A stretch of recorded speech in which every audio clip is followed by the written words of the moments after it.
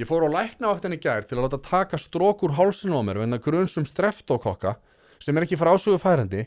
nema ég kúaðist ekki við þetta og læknirinn minn sagði orðrétt það svona sjálfstjórn í þér. Af hverju nánast hvergi hægt að mæta á þess að verða fyrir einhverju svona ógiði?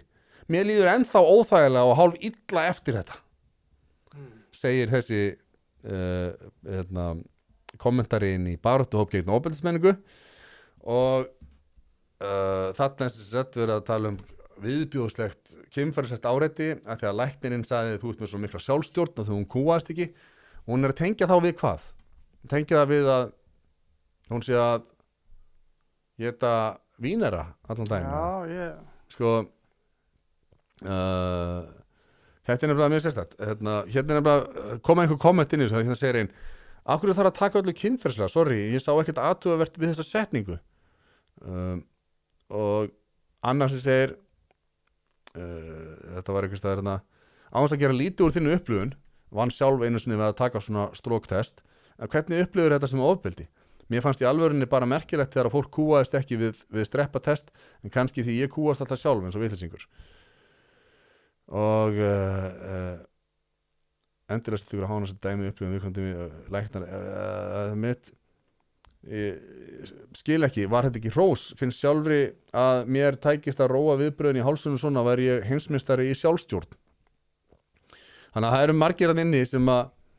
sem að átta sig á því að þetta var ekki kynferðislegt að hendi læknisins og þannig er sem sagt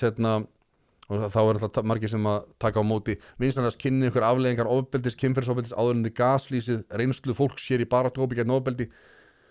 það er einhver tilhneiging til að taka hluti úr samhengi við þá ofbeldismenningu sem vissulega er til staðar dæmi, ég skil ekki þessa setningu af hverju þarf að taka öllu kynferðislega þarna er mikil vanþekking á ofbeldi almennt og afleiðingum þess